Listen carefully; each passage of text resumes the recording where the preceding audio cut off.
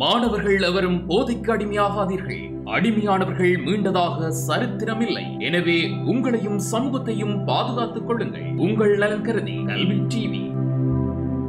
தரம் 9 கல்வி கேட்கின்ற மாணவர்களே, உங்களை சந்திப்பதில் மிக்க மகிழ்ச்சி. சரி, நாங்கள் இன்றைக்கி புது பாடம் பார்ப்போம். மலைநாட்டு பிரயாணம். சரியா?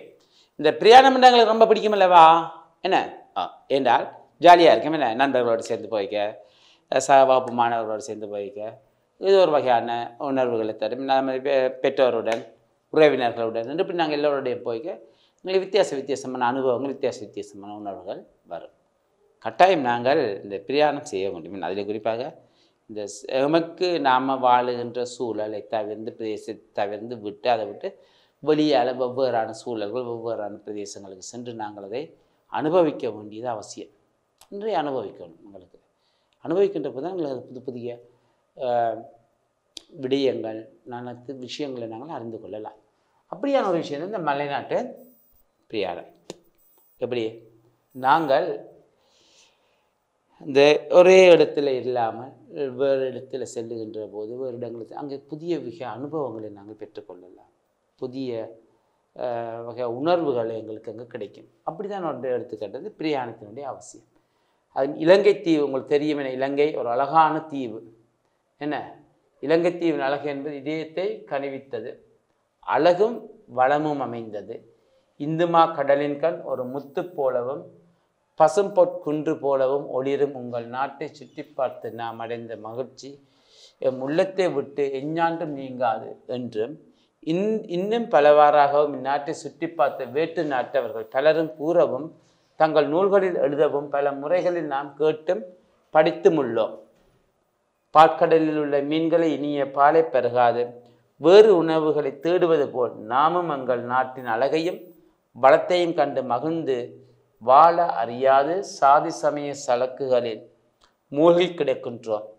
இந்த சிந்தனையின் புதிராக வானம் பார்க்கும் யாழ்ப்பாணத்தை விட்டு மலைவளம் கொளிக்கும் வளமார்ந்த மலைநாட்டு பக்கங்களுக்கு சுற்றுப்பயணம் செய்ய நான் விரும்பினேன். என்னுடைய ஆசிரியர் எழுதப்படும் தெரியும். இலங்கை ஒரு அழகான தீவு. என்ன, இலங்கையின் அழகுகள் எஞ்ஞான்றும் இதயத்தை விட்டு நீங்காதவை என்று சொல்லி இலங்கை பக்கம் வந்த சுற்றுலா பயணிகள் பலர் இலங்கையினுடைய சுற்றுலா தலங்களை பற்றி இவ்வளவாக வந்திருக்கின்றார்கள். இது அவர்கள் சொன்ன தங்கள் எழுதிய நூல்களிலும் வெளியிட்டு இருக்கின்றார்கள். அப்படியான இந்த இலங்கையினுடைய அழகை என்ன நாங்கள் முழுமையாக இலங்கையிலே பிறந்து வந்த நாங்கள் முழுமையாக அனுபவித்திருக்கிறோமான்னு கேட்டால் இல்லை. ஏன்டா இன்றைக்கு நாங்கள் பல்வேறு காலங்களுக்காக சில பிரதேசங்களுக்கு செல்வதும் இல்லை. என்ன சாதி சமய இன்னும் மொழி கடந்த இந்த சலக்குகள் என்று சொன்ன வகையான தேவையற்ற விடயங்களுக்குள்ள நாங்கள் மூழ்கி அதிலிருந்து விடுபட முடியாமல் நாங்கள் இன்றைக்கும் அப்படியே போய்கொண்டிருக்கின்றோம்.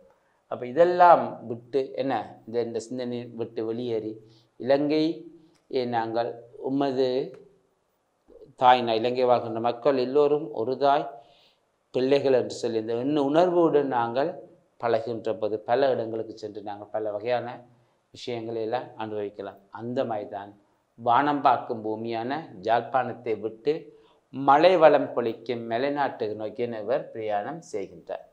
முன்னரே திட்டமிட்டபடி சென்ற பங்குனி மாத விடுமுறை காலத்தில் நாம் ஒரு நாள் நண்பர்கள் 5 நானுமாக யாழ்ப்பாணத்து புகைவண்டியில் ஏறினோம். பொல்காவளையில் இறங்கி பின் கண்டிக்கு செல்ல வண்டியில் ஏறினோம். வழிநெடுகிலும் அழகிய ஆறுகள், நீர் தேங்கி நிற்கும் குளங்கள், பசுமையான சோலைகள், வளமிக்க விளைநிலங்கள், தேயிலை ரப்பர் தோட்டங்கள் பலவற்றை கண்ணார கண்டு மகிழ்ந்தோம். குன்றுகளிலிருந்து அருவி குதிக்கும் காட்சி உள்ளத்தை குதிகொள்ள செய்தது. அப்போது பகற்காலமானதினால் மலைப்பிரதேசங்களில் வண்டி செல்லும் போது வளைந்து சென்றதையும் அப்பகுதியிலுள்ள பள்ளத்தாக்குகளில் பயன்படும் மரங்கள் செடிகள் பலவும் நிறைந்து பொழிந்து இயற்கை அழகு பெற்று விளங்குவதையும் கண்டேன். மக்கள் வாழும் குடிசைகளையும் மாளிகைகளையும் பார்த்தேன். தேயிலை தோட்டங்களில் மலைநாட்டு தமிழ் பெண்கள் கொழுந்து கொய்வதையும் கண்டேன். பலா மா வாழைகள் நிறைந்து அவற்றின் கீழ் கனிகள் உதிர்ந்து கிடந்த காட்சி என்னுள்ளத்தை சிந்தனையை கிளறியது. பாருங்கள், இப்போ அழகான ஒரு காட்சி. எப்படி இவர்கள் முன்னரே திட்டமிட்டபடி என்ன செய்கிறார், பங்குனி மாலை விடுமுறையில் நண்பர்கள் ஐவருடன் இவருமாக என்ன செய்கிறார், புறப்படுகின்ற யாழ்ப்பாணத்திலிருந்து புறப்பட்டு எங்கே செல்கின்றார்கள், பொல்காவளையில் இறங்கி அங்கிருந்து என்ன செய்கிறார்கள், பஸ் வண்டி இங்கிருந்து புகையிரத்தில் ஏறி சென்று பொல்காவளையில் இறங்கி அங்கே இருந்து பஸ் வண்டி எடுத்துக்கொண்டவர்கள் என்ன செய்கின்றார்கள், கண்டிக்கு செல்கின்றார்கள். கண்டிக்கு செல்கின்ற வழியில் பல நிறைய அழகிய ஆறுகள், நீர்த்தேக்கங்கள், தேக்கங்கள், பசுமையான சோலைகள், வளமிக்க விளைநிலங்கள், ரப்பர் தேயிலை தோட்டங்கள் என்று பலவரை கண்டுகொண்டு செல்கின்றார்கள். அது மட்டும் இல்லாமல் மா, வாழை, பலா என்று சொல்லி பழமரங்கள், அதன் கீழே பழங்கள் எல்லாம் முதிர்ந்து கிடக்கின்ற காட்சிகள் என்ன. அதே மாதிரி மலைநாட்டு தமிழ் பெண்கள் தேயிலை கொழுந்து பறிக்கின்ற அந்த அழகிய காட்சிகள் எல்லாம் இவர் கண்ணார கண்டுகொண்டு செல்கின்றார். அவையெல்லாம் அவர் காட்சியை ரசித்தது மட்டுமில்லை, அவருடைய உள்ளத்திலும் என்ன செய்கின்றது, ஒரு சிந்தனையை தூண்டுகின்றது. அவருடைய உள்ளத்திலும் ஒரு சிந்தனையை அது தூண்டுகின்றது. உள்ளத்து சிந்தனையிலேயும் அங்கே ஒரு எழுச்சி என்றதை ஏற்படுத்துகின்றது. இந்த காட்டு தோன்றுகின்றது. அப்போ இந்த நேரத்தை அவருக்கு ஒரு பாடல் ஒன்று ஞாபகம் வருகின்றது. பாருங்கள், காய்மாண்ட தெங்கின் பழம்பீள கமுகின் நெற்றி பூமாண்ட தீந்தேன் தொடைகீறி வருக்கை போந்து தேமாங்கனி சிதறி வாழைப்பழங்கள் சிந்தும் ஏமாங்கத இசையால் திசை போயதென்று. ஏமாங்கதம் என்று இசையால் திசை போயதென்று. சரியா என்று வருங்க என்ன. அதாவது பாருங்கள் என்று சொல்லி, காய்மாண்ட தெங்கின் பழம்பீள கமுகின் நெற்றி பூமாண்ட தீந்தேன் தொடைகீறி வழுக்கை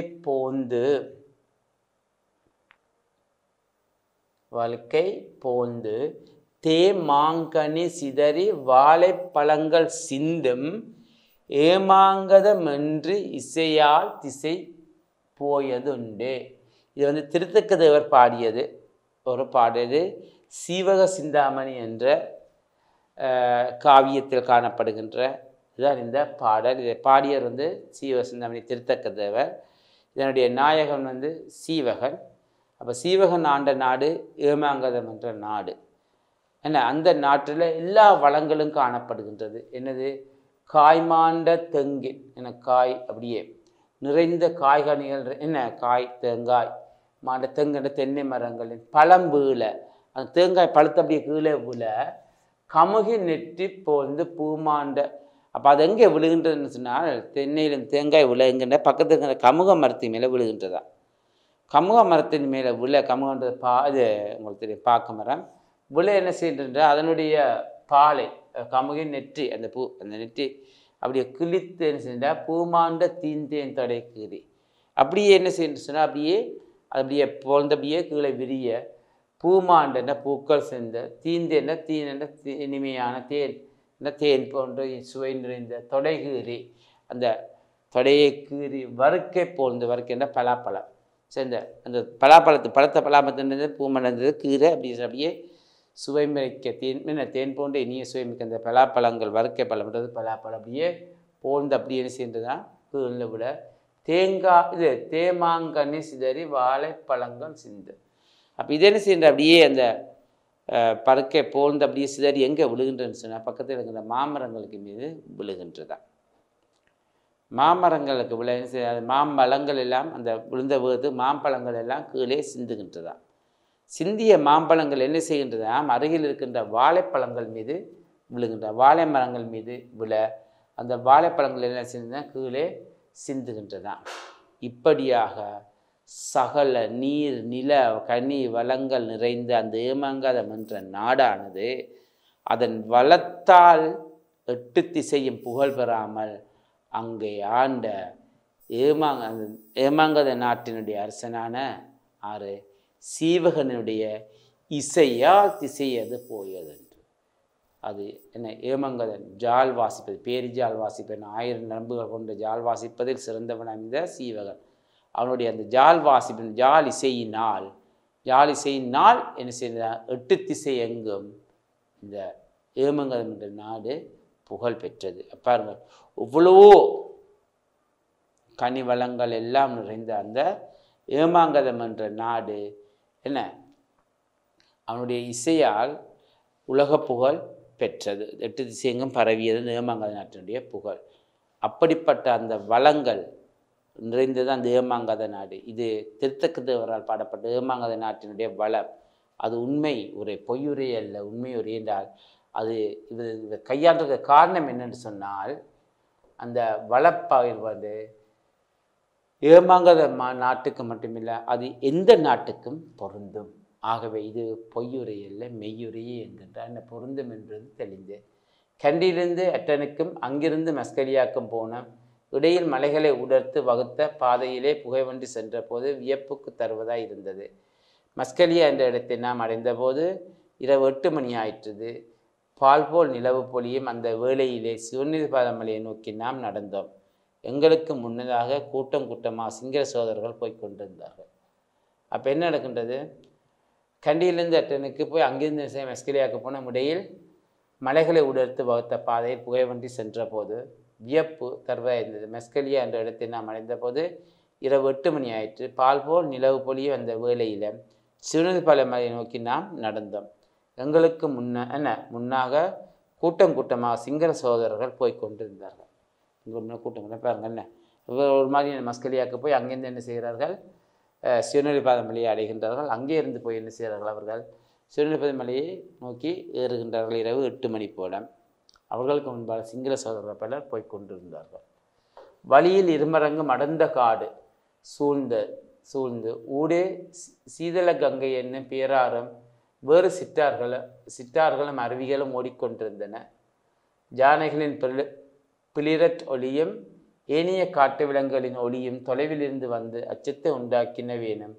மக்கள் திரண்டு பறந்து சென்றபடியால் நாமும் கலக்கமின்றி மகிழ்ச்சியோடு நடந்து சென்றோம். அப்போ இந்த வழியில் 2 மரங்கில் கடந்த காடு சூழ்ந்து கொண்டே நாங்கள் சீதள கங்கை, இங்கே சீதள கங்கை என்ற மகாவலி கங்கை அப்படி பாய்ந்து செல்கின்ற அந்த பேராறும் வேறு சிற்றார்களும் அருவிகளும் ஓடிக்கொண்டிருந்தது அந்த 2 பக்கங்களில்.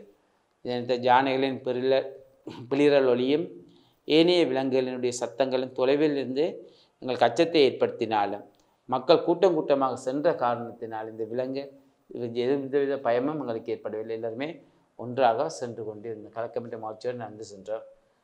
மலை அடிவாரத்தில் சில மைல் தூரம் சமதரையில் நடந்து சென்ற நாம் சாய்வான பகுதியில் படிக்கட்டுகளில் வழியாக மேலே எட்டி ஏறி நடந்தோம்.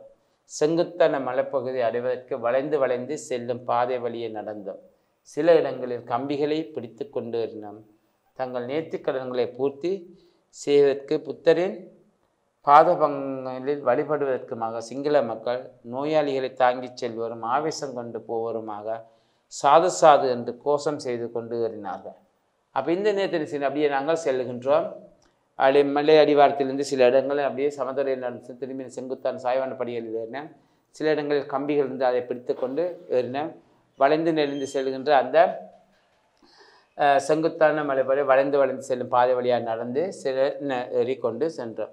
இதே நேரத்தில் அங்கே நேர்த்திக்கடன் செய்கின்றவர்களும் தங்கள் நேர்த்திக்கடன்களை பூர்த்தி செய்வதற்கும் புத்தரின் பாதபங்கங்களை வழிபடுவதற்குமாக சிங்கள மக்கள் நோயாளிகளை தாங்கி செல்வோரும் ஆவேசம் கொண்டு போவோருமாக சாது என்று கோஷம் செய்து கொண்டு ஏறினார்கள். மக்கள் வழிநடை வருத்தம் நீங்கி ஆறி செல்வதற்கு இடையிடையே மடங்கள் சிற்றுண்டி சாலைகள் இருந்தன. மலை உச்சியை நாம் அடைவதற்கு சிறிது தூரத்திற்கு இப்பால் மக்கள் தங்கள் செருப்பு சப்பாத்து முதலான காலணிகளை கழட்டி விட்டு மேலே சென்றார்கள். என்ன பையன் செய்கிறார்கள்? எல்லாத்தையும் கழட்டி விட்டு போய் அங்கே மேலே செல்கின்றார்கள். என்ன அப்போ வழி இடையிடையே சென்றது மடங்களும் சிற்றுண்டி சாலைகளும் இந்த மக்கள் ஆறி விட்டு செல்வதற்காக சென்று மலை உச்சி அடைகின்றார்கள். மலை உச்சி அடைவதற்கு முன்பாக சிறு தூரத்துக்கு முன்பாக இந்த மக்கள் எல்லாம் தங்களுடைய பாதணிகள் எல்லாவற்றையும் கழட்டி வட்டி விட்டு மேலே செல்கின்றார்கள். கழட்டி விட்டு மேலே சென்றார்கள். மலை உச்சி முடிபோல் ஒரு கோபுரம் வகுக்கப்பட்டுள்ளது. அந்த கோபுரம் மிகவும் சிறியது. ஏறக்குறைய 180 பேரை கொள்ளக்கூடியது. 2 திருவடிச்சுவடுகள் அங்கே உள்ளன.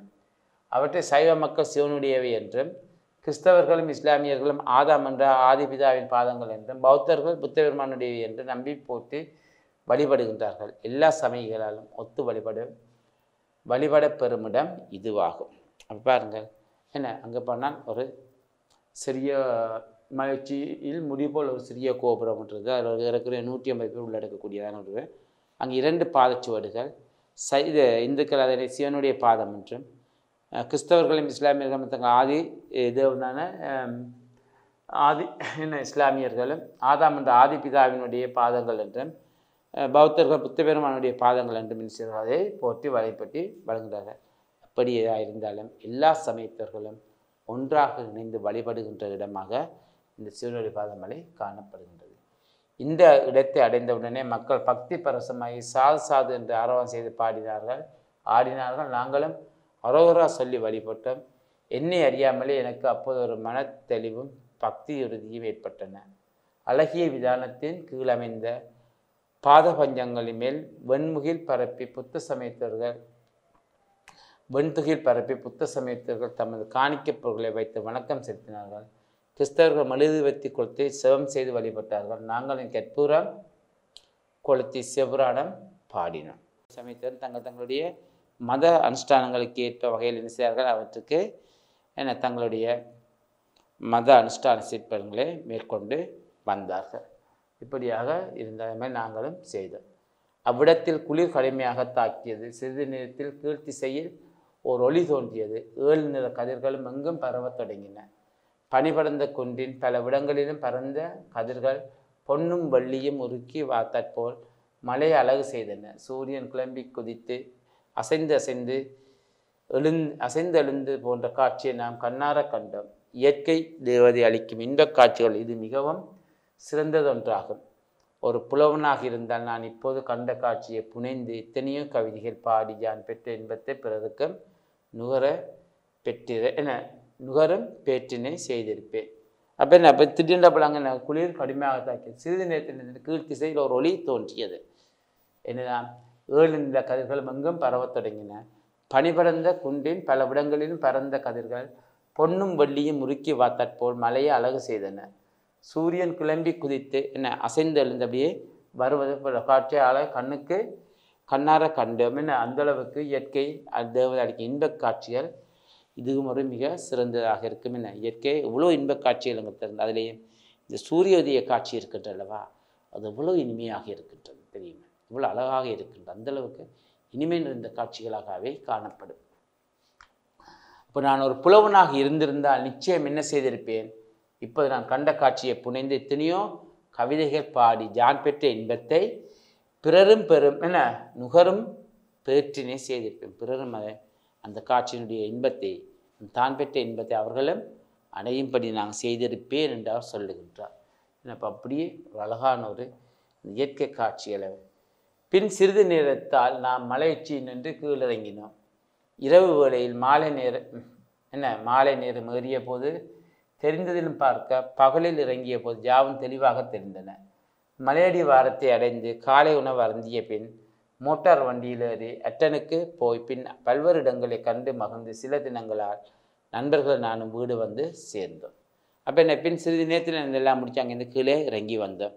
இப்பொழுது இரவு நேரத்தில் என்னமல்ல அதனால் காண முடியாத பல காட்சிகளை பகல் பொழுதில் நாங்கள் இறங்கி வருகின்ற போது கண்டு கண்ணார மகிழ்ச்சி அடைந்தோம். திரும்ப அங்கேருந்து நாங்கள் என்ன செய்கிறோம், இறங்கி வந்து மோட்டார் வண்டியில் ஏறி அட்டனுக்கு போய் பின் நான் பல்வேறு இடங்களையும் கண்டு மகிழ்ந்து சில தினங்களில் நண்பர்கள் நானும் வீடு வந்து சேர்ந்தோம். இந்த சுற்றுப்பயணத்தினால் நான் அடைந்த நலன்கள் பல. எனது உள்ளத்தில் அமைதி சிறிதுண்டானது. பல மக்களையும் கண்டு பழகி அறியும் வாய்ப்பு ஏற்பட்டது. இலங்கை வளத்தையும் மலை சுகத்தையும் பிறர் குறைத்து மகளவும் முடிந்தது. வித்துவான் பொன் முத்துக்குமாரன் தமிழ் மரபென்ற இலக்கிய தொகுப்பிலிருந்து எடுக்கப்பட்டது. அப்போ என்ன செய்ய அந்த காட்சியை கண்டு என்ன அப்படியே வந்தேன். இப்போ வந்து திரும்பி தன் நண்பர்களுடன் எல்லாம் வருடங்களுக்கெல்லாம் சென்று பார்த்து சில தினங்களில் நண்பர்களுடன் ஊர் திரும்பி வந்தார்கள். அப்போ அன்றைய அந்த பிரயாணம் மலைநாட்டு பிரயாணத்தை நோக்கி சென்ற என்னுடைய அந்த பிரயாணம் எனக்கு சிறிது நம்பிக்கையும் உற்சாகத்தை தருவதாக இருந்தது. ஏன் அங்கு சென்றபோது பலருடன் கண்டு உரையாடி மகிழ்ந்த சந்தர்ப்பம் எனக்கு கிடைத்தது. ஆகவே இந்த இன்பத்தை நீங்களும் பெற்றுக்கொள்ளுங்கள் என்று அவர் சொல்லாமல் சொல்லியிருக்கின்ற தன்மையை நாங்கள் இங்கே காணக்கூடியதாக இருக்கின்றது. சிறுதானி பள்ளியில் பாருங்கள் இவ்வளோ ஒரு அழகான ஒரு இனிமையான ஒரு சம்பவம் இங்கே எங்களுக்கு பதிவாகி இருக்கின்றது என்பதை நீங்கள் எங்களுக்கு மிக முக்கியமான ஒரு விடயம். சரி, அப்போ மலைநாட்டு பிரயாணம் என்பதில் மிக அழகாக பொன் வித்துவான் பொன் முத்துக்குமாரன் அவர்களால் எழுதப்பட்ட ஒரு கட்டுரை தான் இந்த கட்டுரை. இந்த கட்டுரை என்று சொல்ல வித்துவான் பொன் முத்துக்குமாரன் என்பவரால் எழுதப்பட்டது. தமிழ் மரபென்ற இலக்கிய தொகுப்பிலிருந்து இது எடுக்கப்பட்டிருக்கின்றது. அந்த அளவிற்கு இந்த மலைநாட்டு பிரயாணம் உங்களுடைய இலங்கை தீவினுடைய அழகை எவ்வளவு அழகாக எடுத்து காட்டியிருக்கின்றது. ஒரு குறிப்பாக ஒரு சிவனொளி பாத மலையை மையமாக வைத்து அவர் எடுத்து காட்டியிருக்கின்றது தான் இந்த தன்மையை எடுத்து காட்டி இலங்கையினுடைய மொத்தத்தையும் மிக அழகாக எடுத்து காட்டாத இலங்கையினுடைய ரசிக்க வேண்டிய இடங்கள் எவ்வளவோ இருக்கின்றது என்று மிக அழகாக இதை எடுத்து காட்டி இருக்கின்றார். இப்போ இப்படியான இடங்களுக்கு நாங்கள் சென்று ரசிக்க வேண்டும் என்பதுதான் இதனுடைய நோக்கமாக எடுத்து காட்டப்பட்டு இருக்கின்றது. சரிதானே? அப்போ இந்த மலைநாட்டு பிரயாணத்தில் நாங்கள் சென்னையில் வரக்கூடிய அரும்பதங்களையும் பார்த்து வினாக்களுக்கு விடையே பார்ப்போம். அரும்பதங்கள் எஞ்ஞான்றும் என்ற எப்போதும், சலக்குகள் என்று சொன்னால் பயனற்ற செயல்கள், சலக்குகள் என்றது பயனற்ற செயல்கள், இருமருங்கும் என்ற இரு பக்கமும், சீதளம் குளிர்ச்சி, பங்கஜம் தாமரை, வெண்துகில் வெள்ளை ஆடை, இசை புகழ், நுகர்தல் அனுபவித்தல், வருக்கை பலாப்பழம். சரி, இலங்கை பற்றி வெளிநாட்டவர்கள் கூற்றுக்கு இங்கு வாழும் எமது பார்வைக்கும் இடையிலான வேறுபாடு இத்தகையது. இதனை பாற்கடலில் உள்ள மீன்கள் என்னும் தொடர் வகையில் எடுத்து வெளிப்படுத்துகிறது. என்னது அதாவது பாருங்கள், இலங்கை இவ்வளவு நாட்டில் பாருங்கள், வெளிநாட்டவர்கள் இலங்கைக்கு வருகின்ற சுற்றுலா பயணிகள் வந்து அவர்கள் அதை இவ்வளோ இடங்களுக்கெல்லாம் சென்று ரசித்து மகிழ்ந்து அதை தங்களுடைய ஆக்கங்களிலெல்லாம் வெளிப்படுத்தி இருக்கின்றார்கள். அப்படி சொல்லப்படின உள்ளத்துக்கு இனிமே தரும் எளிமையான இவ்வளோ வகையான இனங்கள், அதுக்கு அதனால் பெற்ற மகிழ்ச்சி எண்ணற்றது, புத்துணர்ச்சியில் இவ்வளோ என்று சொல்லி அவர்கள் தங்களுடைய உள்ளங்களில் என்றால் இல்லாமல் எடுத்து காட்டுகின்றார்கள். என்றால் இங்கே நாங்கள் அனுபவிக்க வேண்டியது, நாங்கள் இங்கிருந்து கொண்டு உலகத்தில் இருக்கிற ஒவ்வொற்றையெல்லாம் போற்றி புகழ்கின்றோம். ஆனால் எங்களுக்கு பக்கத்தில் எங்களுக்கு அருகில் இருக்கின்றவற்றை நாங்கள் அனுபவிக்க ரசிக்க மறந்து விடுகின்றோம். அதுக்குத்தான் இந்த பாற்கடலில் உள்ள மீன்கள். உங்களுக்கு தெரியும், பால் என்றாலும் மிகவும் சுவையான ஒரு உணவுப் பொருள். அந்த பால்கடலிலே வாழுகின்ற மீன் அந்த பாலே இருந்தாமல் அதுக்குள்ளே அந்த பாலுக்குள்ளே வந்து விழுகின்ற பூச்சி புழுக்கள் அந்த எல்லாவற்றையும் தேடி அதை உண்ணுகின்றது. ஆனால் சுவையான இந்த பாலை உண்ண மறந்து விடுகின்றது. அதே போல் தான் நாங்களும் எவற்றையெல்லாம் தேடி தேடி தேடியெல்லாம் அலைகின்றோம், இங்கெல்லாம் தேடி தேடி இருக்கின்றோம். ஆனால் எங்களுக்குடனே எங்களுக்கு பக்கத்திலே இருக்கின்றவற்றை நாங்கள் ரசிக்க மறந்து விட்டோம், அதை அனுபவிக்க மறந்து விட்டோம் என்பதைத்தான் இந்த பாற்கடலில் உள்ள மீன்கள் என்ற தொடர் ஊடாக அவர் எடுத்து காட்டுகின்றார். இருக்கின்றதா அவ்வளவோ விடயங்கள் இருக்கின்றன, எல்லாவற்றையும் நாங்கள் அனுபவிக்கின்றோம். அனுபவிங்கள், உங்களுக்கு அருகிலேயே இருக்கின்றது, அதை நீங்கள் அனுபவிங்க. அது பிறகு இடத்துக்கு சென்று அனுபவிக்கலாம் என்று சொல்லுகின்றேன். சரிதானே? ஓகே, இதான் இதனூடாக எடுத்து காட்டுகின்றது விடயம். சரி, அடுத்தது வானம் பார்க்கும் பூமி, மலை வளம் பொழிக்கும் வளமார்ந்த மலைநாடு எனப்படும் பிரதேசங்களின் சிறப்புகளை எழுதுக. வானம் பார்க்கும் பூமி உங்களுக்கு தெரியும், இது ஜாழ்ப்பாண பிரதேசம் சொல்லப்படுகின்ற வடபகுதி. உங்களுக்கு தெரியும், மழைக்காலங்களில் தான் இங்கே வந்து மழையை நம்பித்தான் இங்கே பயிற்சி செய்யப்படுகின்றது. அப்போ மழையை நம்பி பயிற்சி செய்யப்படுகின்றது. மழை காலங்களில் வந்து இங்கே என்ன விவசாய நிலங்கள் வந்து செப்பனிடப்பட்டு அங்கே விவசாய விளைபொருட்கள் விளைவிக்கப்பட்டு அது அறுவடை செய்யப்படுகின்றது. மழை இல்லாத காலங்களில் குளங்கள் போன்றவற்றில் நீரை தேக்கி வச்சு அந்த நீரின் ஊடாக நீர்ப்பாசனம் வழங்கி அதனூடாக பயிற்சியை நடைகின்றது. பெரும்பாலும் மழையை நம்பி தான் இங்கே பயிர் செய்கின்ற பிரதேசமாக இது காணப்படுகின்றது. மற்றது மலை வளம் பொழிக்கும் வளமார்ந்த மலைநாடு என்ற இது வந்து உங்களுக்கு தெரியும், மத்திய மலைநாடு, கண்டி, நுவரெலியா போன்ற மலை. இங்கே வந்து வருடம்புறாகவும் மழை கிடைத்து கொண்டே இருக்கும், வருடம் முழுவதும் மழை அப்பப்போ கிடைத்து கொண்டே தான் இருக்கின்றது. அவை இங்கே எப்பொழுதுமே நீருக்கு பஞ்சமில்லை, குளிர்ச்சியாக இருக்கின்றது. ஆகவே இங்கே வருடம் முழுக்க பயிற்சி நடவடிக்கையில் மேற்கொண்டிருக்கின்றார்கள். இங்கே சகல வகையான பயிற்சிகள், மரக்கறியிலேருந்து பழங்கள்லேருந்து தானியங்கள்லேருந்து ரப்பத்தையிலேருந்து பல வகையான வளங்களும் இங்கே தாராளமாக காணப்படுகின்ற இவருக்கு தேவையான நீர் வந்து வருடம் முழுக்க கிடைக்கின்ற காரணத்தினால் இங்கே அந்த நடவடிக்கை மேற்கொள்ளப்படுகின்றது. இப்படியாகவே அதனால் இது எப்பொழுதுமே பச்சை பசேல் என்று பசுமையாகவே இந்த பிரதேசங்கள் காணப்படும். இரண்டு பிரதேசங்களுக்கும் இடையிலான சிறப்புகள். கட்டுரையினுடைய பயணத்தின் தொடக்க ஊர், பயணித்த இடங்கள் என்பவற்றை வரிசைப்படுத்துக. அப்போ இதில் பார்ப்போம் என்ன எங்கெங்கே இந்த அவர்கள் பயணிக்கிறார்கள் என்று சொல்லி பார்ப்போம். எங்கே தொடங்கி எங்கே முடிகின்றார்கள் என்று பாருங்கள். சரி பாருங்க, எங்கள் இலங்கை தீர்ன்னு அப்போ எங்கே சிறந்த நாம் வந்து முன்னே திட்டமிட்டபடி எங்கே வந்து வெளிக்கிடுகின்றார்கள். நாங்கள் யாழ்ப்பாணத்திலிருந்து புகை வண்டியில் ஏறி என்ன செய்கின்றார்கள், அங்கே இருந்து புறப்படுகின்றார்கள். அங்கே யாழ்ப்பாணத்திலிருந்து புறப்பட்டு எங்கே செல்கின்றார், யாழ்ப்பாணத்திலிருந்து புறப்பட்டவர்கள் அப்படி எங்கே வருவார்கள் என்ன முருகண்டி வவுனியா என்று அப்படியே வந்து அவர்கள் என்ன செய்கின்றார்கள், கிளிநொச்சி வவுனியா என்றெல்லாம் வந்து அப்படி எங்கே சொல்கிறார்கள், கேண்டியில் வந்து என்ன சேர்கின்றார்கள், பொல்காவலியிலிருந்து செய்கிறார்கள். அப்படி அங்கேருந்து எங்கே வந்து சேர்கின்றார்கள், பொல்காவலைக்கு வருகின்றார்கள். என்ன யாழ்ப்பாணத்திலிருந்து புகை வண்டியில் ஏறி அங்கேருந்து பொல்காவலையில் வந்து இறங்குகின்றார்கள். அப்போ யாழ்ப்பாணத்திலிருந்து பொல்காவலைக்கு வருகின்றார்கள். பொல்காவலியிலிருந்து கண்டிக்கு கண்டிக்கு செல்கின்றார்கள். இங்கே கண்டிக்கு செல்கின்றார்கள். கண்டியிலிருந்து அட்டனுக்கும் அங்கிருந்து செய்கிறார்கள் மஸ்கெலியாவுக்கும் போகிறார்கள். என்ன மஸ்கெலியாவில் இருந்து என்ன செய்கிறார்கள், எங்கே போகின்றார்கள், என்ன மஸ்கெலியாவிலேருந்து சிறுநெல்வேலிக்கு போகின்றார்கள். அப்போ அவர்கள் ஏறிய இடம் என்னது, யாழ்ப்பாணத்திலிருந்து ஏறி அப்படியே கிளிநொச்சி அப்படியே முருகண்டி வவுனியா என்று புறப்பட்டவர்கள் எங்கே வருகின்றார்கள், பொல்காவலியில் வந்து இறங்குகிறார்கள். திரும்பி அங்கேருந்து என்ன செய்கிறார்கள், கண்டிக்கு போகின்றார்கள். கண்டியிலேருந்து ஹெட்டன் போய் ஹெட்டன்லேருந்து மஸ்கெலியா போய் மஸ்கெலியாவிலேருந்து அவர்கள் எங்கே போகின்றார்கள், சிறுநெல்வேலிக்கு செல்கின்றார்கள். இதான் அவர்கள் தொடங்கி சென்ற இடம். திரும்பி அப்படியே அதே மாதிரியே திரும்பி வருகின்ற சேர்கின்றார்கள்.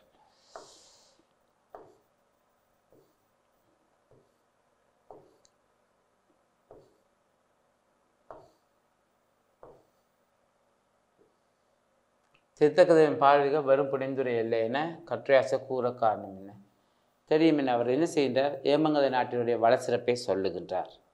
ஏமங்கத நாடு இவ்வளவு நீர்வள நிலவளம் நிறைந்த ஒரு நாடு, அவ்வளவு நிலவளங்களும் அங்கே என்ன மா வாழை பாக்கு என்று சொல்லி இவ்வளோ கனிக்கூட்டங்கள் எல்லாம் நிறைந்த ஒரு வளம் நிறைந்த நாடு தான் ஏமங்கத நாடு.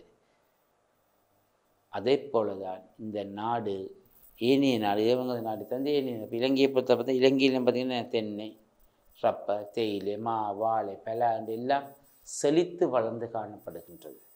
அப்படி இருக்க எல்லாம் இலங்கையிலேயும் இருக்கின்றது தானே, இலங்கையிலேயும் இருக்கின்றது. அது இலங்கைக்கு மட்டுமில்லை, இதை போன்ற நீர்வளம் நிலவளம் நிறைந்த நாடுகளில் இவை எல்லாம் தாராளமாக காணப்படும். கனிகள் எல்லாம் செழித்து வளர்ந்து தாராளமாக காணப்படும் என்பதை தான் அவர் எடுத்து காட்டுகின்றார். அதைத்தான் அவர் இங்கேயும் எடுத்து காட்டுகின்றார். சரி, அதைத்தான் அவர் இங்கேயும் எங்களுக்கும் எடுத்து காட்டுகின்றார். சரி, இப்படியாக என்ன அந்த வளங்கள் மூலமாக அவர் இங்கே எடுத்து காட்டுகின்ற தன்மையை நாங்கள் இங்கே காணக்கூடியதாக இருக்கின்றது. சரிதானே பிள்ளையே? அப்போ மலைநாட்டு பிரயாணமாக நாங்கள் பார்த்த சில விடயங்கள் இதுதான். இப்போ கட்டாயம் இந்த மலைநாட்டு பிரயாணம் இலங்கையின் வளங்கள் மிக அழகாக எடுத்து காட்டப்பட்டிருக்கின்றன. சரிதானே? நாங்கள் மற்றொரு சந்தர்ப்பத்தில் உங்களை சந்திக்கிறேன். அதுவரை நன்றி விடைபெறுகின்றேன். நன்றி, வணக்கம். கல்வி டிவியில் புத்தம்புது நிகழ்ச்சிகளை உடனுக்குடன் பார்த்து மகிழ எமது ஃபேஸ்புக் மற்றும் யூடியூப் பக்கத்தை லைக் செய்யுங்கள்.